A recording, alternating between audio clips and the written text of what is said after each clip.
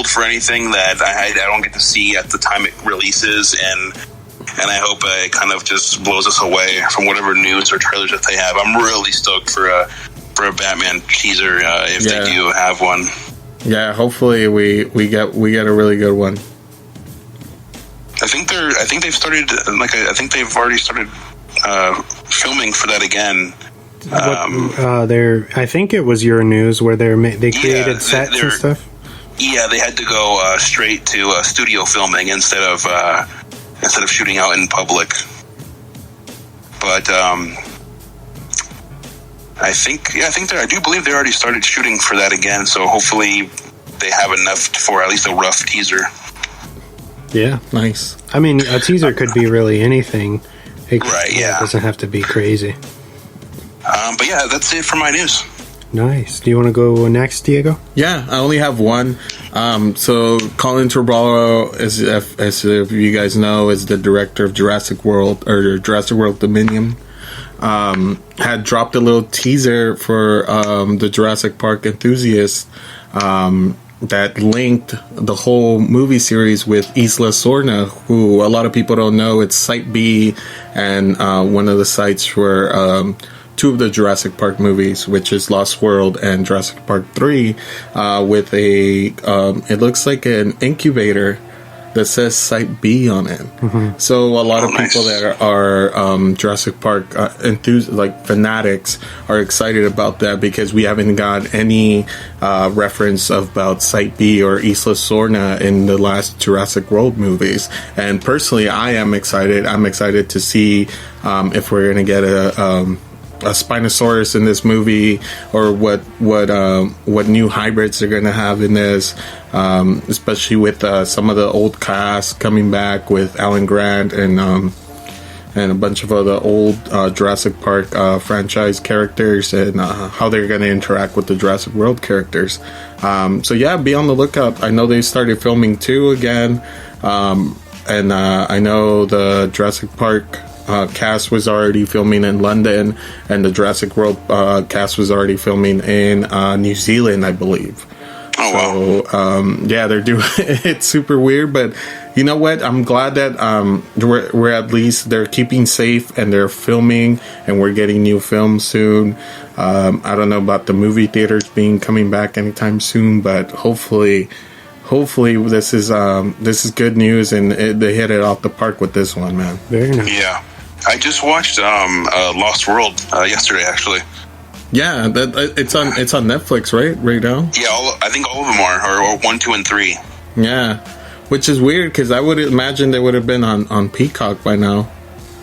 Yeah, it's probably the whole the leasing or the rights to it right now. Yeah, so just like HBO had to release all their stuff for DC for other streaming services. Yeah, which is crazy. Now to think about that, all these studios have streaming service now. Yeah, what a world. But that's all the news I have for today. Nice. Short and sweet. Some say too sweet. I wanted to say, I really love the layout for Peacock, especially because it's, you can get the premium, but as a free streaming service, it feels very good and fluid. For the free one, there's commercials and stuff? Are there ads? I don't know. There is. If there is, okay. Yeah, kind of like Hulu, basically. Yeah, kind of like Hulu. It doesn't really bother me. That's not something that's really. It's like watching TV. Like, I'm used to IFC, watching movies uncut, and then they'll like cut away to some programming really fast. So I'm kind of used to that, and it's free. So, take with that what you will, I guess. But yeah, I think it's pretty cool. It looks nice.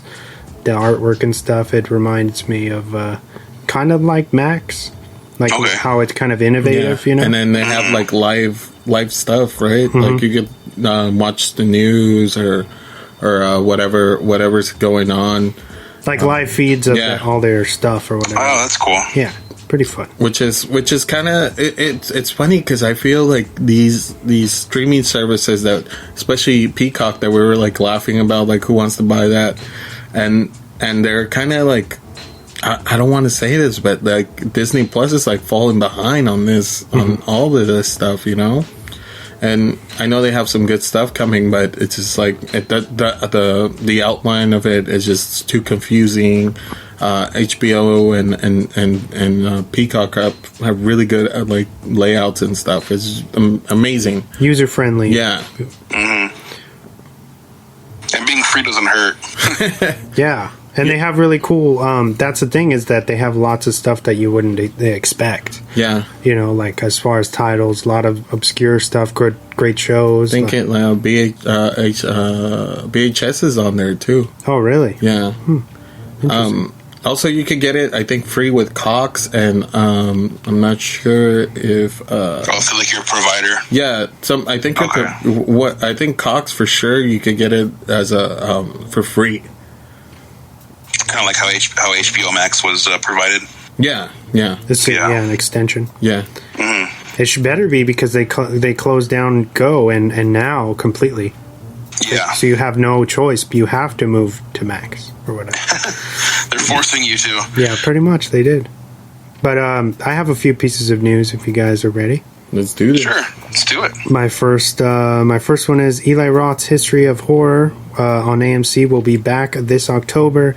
And with that news, we also get the Blu-ray release of the first season on October 6th. For anybody out there who's unaware of this show, it pretty much is Eli hosting this television series that's kind of celebrating the holiday of Halloween and the horror genre, and taking you deep into the mythos of various like subgenres like zombies, vampires, monsters, possessions, all kinds of stuff. So very excited. And he has guest appearances too, doesn't he? Oh yeah, they have tons of. I know Quentin Tarantino was on one of them, wasn't he? Yeah, they have tons of archival interviews from everyone, from producers to stars to people who aren't even directly related to horror, kind of weighing in on like the impact of the genre on them. So very, very interesting stuff. Even if you're not a fan, it's a way to learn, just like educate yourself on different things. It's very, very interesting, and I'm stoked that they didn't just kind of throw this away. I really thought that it wasn't going to come back, so very excited to see what subgenres they kind of tackle this season. Yeah, I caught the marathon of that. I know they had the entire series, and then I think the last week that it was airing, I think they had like a marathon of the whole entire series. Yeah. The first season, I caught that. That was really fun to just kind of binge that and dive deep into the history of horror, and it was really fun. Yeah, I think it's a great watch for anyone really, as long as you have some sort of interest. Yeah. But moving on, director Darren Aronofsky's dreadful film Requiem for a Dream is celebrating 20 years in October with a 4K director's cut release of the film. You can look for the Blu-ray 4K combo pack on October 13th. So the film actually came out in 2000 of October, and wow, that's a tough film to get through. Yes, and it's not a good, it's not a feel good movie whatsoever, but incredible film if you can stomach it. It's a movie, I would say, one of the few films that you have to watch at least once in your life, if you are a fan of movies in general. Is it a director's cut? Yeah, so we get more shit in there. Wow. A different cut, if you can believe that. How can you get wilder than the original one? James, have you seen this one? I have not. I know about it, but I have not seen it. As a fan of Jared Leto, I think you would really appreciate his performance in this. He's very, very good. It was, one of his first lead roles, I believe. Okay. Because he was already had come out in American Psycho. And Fight Club. But just as a supporting actor, this one really showcases what he was capable of even that early on. Marlon Wayans, Jennifer Connelly, a bunch of crazy powerhouse performances in that. I would definitely recommend you check that out, James. Okay, I'll have to. It might be streaming somewhere. I thought I saw it. I think it was on the Don't quote me on this, but I think it might be on Netflix. It might be, but you could just look it up on Google and it'll tell you where it's streaming. Yeah. So. Or Prime, maybe. Okay. Speaking of Netflix, great segue. A new poster for Netflix's The Devil All the Time was released recently, boasting a huge cast including Bill Skarsgård, Jason Clarke, Riley Keough, and Robert Pattinson. The film will drop this September 16th on Netflix. I looked. That trailer looked super trippy. So we did get a trailer? Yeah, there was a trailer. All right. Tom Holland's in that too, right? Yeah.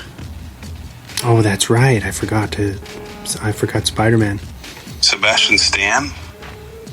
This movie looks nuts, dude. I have a feeling it's going to be what Tax Collector should have been, dude. So there's a trailer for it then. Yeah, when I saw the poster yesterday or the day before, they said that there was no trailer, but they must have dropped it recently, right? Okay, I'll have to check that out. Yeah, very excited about that. If you guys don't have anything else to weigh in on this section, we can move to our Rex. Let's do it. And now it's time for the weekly recommendations. All right, James, so what did you watch since we haven't seen you? We haven't seen you for a week, right? Or talked to you? Yeah, man. It's been a while. So my first movie that I saw is, I have two. So the first one I'm reckoning this week is American Assassin. It stars Michael Keaton and Dylan O'Brien. There you go. It's a really interesting, it's a really cool action movie if you're kind of like spy-ish type of movies. Espionage, right? Yeah, espionage. It's a really fun movie to watch. Had you seen this before, or was this a first time for you? No, I had seen it. I had seen it when it first came out on digital.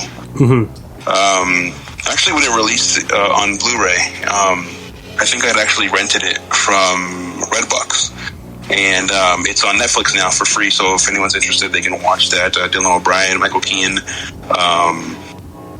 There's a couple of other people in there that I'm forgetting to mention, but the cast is really good. The action is top notch. It's a really fun action movie. Espionage, like Wes just said. If you like those types of movies, definitely check it out. And then my second one is Arkansas. It's a thriller crime. Stars Liam Hemsworth, Clark Duke, John Malkovich, Vivica A. Fox, Vince Vaughn. It's basically Clark Duke and Liam Hemsworth. They play drug runners, so they're trafficking drugs across state lines and stuff for Vince Vaughn, who is basically their drug boss, but they have no idea who he is or what's going on or what he looks like or anything like that. But those two kind of get caught up in some confusion and mess. And then Vince Vaughn kind of thinks that they're trying to double cross him, and the rest of the story you'll have to watch it to find out. But it's really fun. It's a really good thriller. Liam Hemsworth is amazing in this. Is this a new one? It's on Amazon Prime right now. Actually, it just came out this year. Yeah, they just released it. I think about 2 weeks ago. That sounds like a crazy cast. Clark Duke from like Sex Drive. Yeah. He looks totally different. I mean, his face looks the same, but he has like this like old school like timey mustache where it's like curled up. Well, I gotta watch. And then he has like a long ponytail that he has up in like a man bun. What? Yeah, that's like a crazy style, dude. He walks around with like a fanny pack and like a windbreaker and like capris. Arkansas, huh? It's a really good movie. I highly recommend that one. I don't know who directed that, but it is amazing. Check it out. The cast is awesome. On Prime, right? On Prime, yes. It's free. If you have Prime, it's free. It's a really good movie. I think you'll like it. It's kind of a slow burn in the beginning. It doesn't really pick up until I'd probably say halfway, but it's really fun. Definitely check it out. All right. Yeah, for sure. Yeah. What about you, Rex? You? I actually have two.